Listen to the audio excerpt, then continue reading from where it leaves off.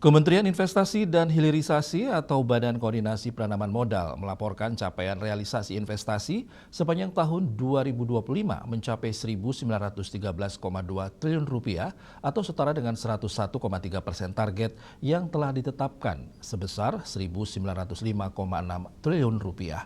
Menteri Investasi dan Hilirisasi Rosan Berkasa Ruslani mengungkapkan bahwa sepanjang tahun 2025 investasi yang masuk telah memberikan dampak positif bagi sektor ketenagakerjaan.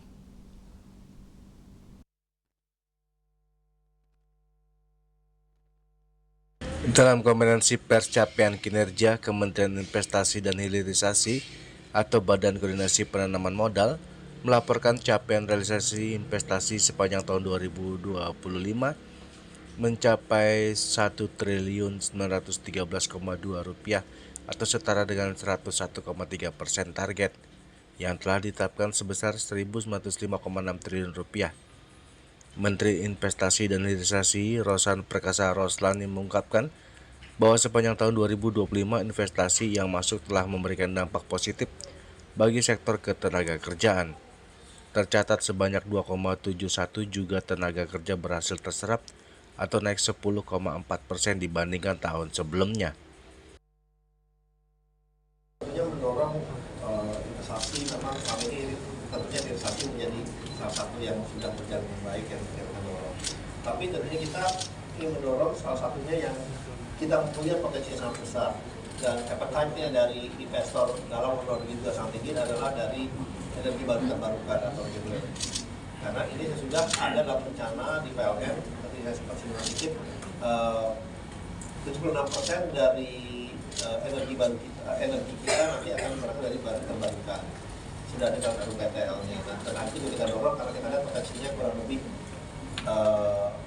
kita tuh sampai Indonesia potensinya 3.300 gigawatt, tapi yang baru terpasang tuh baru 15,1 gigawatt. Sedangkan jadi potensi kita tuh banyak di solar, di hydro, di geothermal.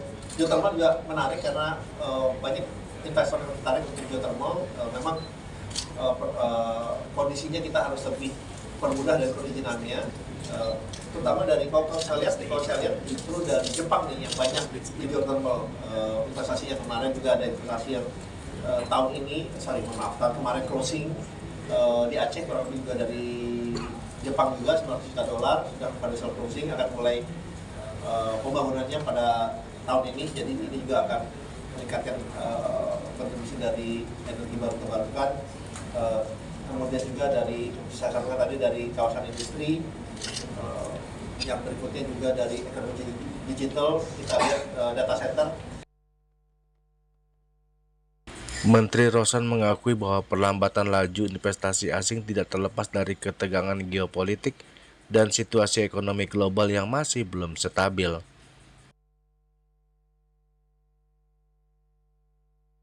Dari Jakarta, Julius Soeharto dan Ketut Sumadiasa melaporkan.